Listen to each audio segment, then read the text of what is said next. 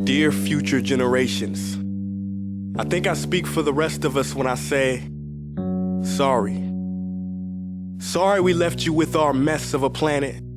Sorry that we were too caught up in our own doings to do something. Sorry we listened to people who made excuses to do nothing. I hope you forgive us. We just didn't realize how special the earth was. Like a marriage gone wrong, we didn't know what we had until it was gone. For example, I'm guessing you probably know it as the Amazon desert, right? Well, believe it or not, it was once called the Amazon rainforest, and there were billions of trees there, all of them gorgeous. And oh, you don't know much about trees, do you? Well, let me tell you, trees are amazing. I mean, we literally breathe the air they are creating. They clean up our pollution, our carbon. They store and purify water, give us medicine that cures our diseases, food that feeds us, which is why I'm so sorry to tell you that we burn them down. Cut them down with brutal machines, horrific, at a rate of 40 football fields every minute. That's 50% of all the trees in the world gone in the last 100 years. Why? For this. And that wouldn't make me so sad if it weren't so many pictures of leaves on it. You know, when I was a child, I read how the Native Americans had such consideration for the planet that they felt responsible for how they left the land for the next 7 generations. Which brings me great sorrow, because most of us today don't even care about tomorrow. So I'm sorry. I'm sorry that we put profit above people, greed above need, the rule of gold above the golden rule. I'm sorry we use nature as a credit card with no spending limit, overdrafting animals to extinction, stealing your chance to ever see their uniqueness or become friends with them. Sorry we poison the ocean so much that you can't even swim in them.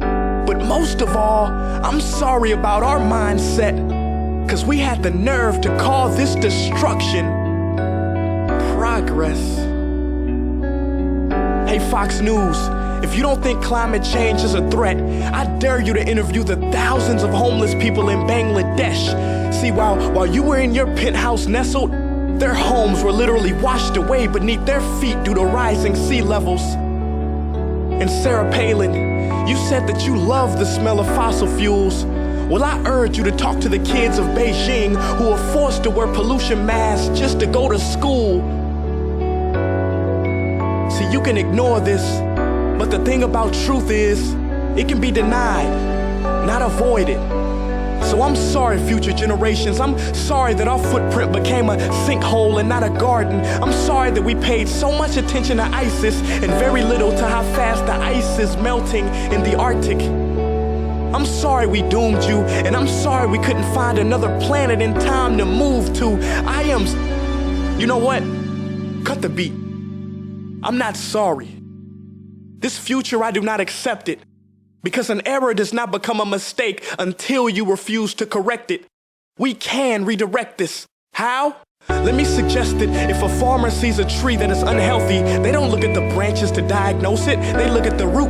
So like that farmer, we must look at the root, and not to the branches of government, not to the politicians run by corporations. We are the root, we are the foundation. This generation, it is up to us to take care of this planet. It is our only home. We must globally warm our hearts and change the climate of our souls and realize that we are not apart from nature, we are a part of nature. And to betray nature is to betray us. To save nature is to save us. Because whatever you're fighting for, racism or poverty, feminism, gay rights, or any type of equality, it won't matter in the least.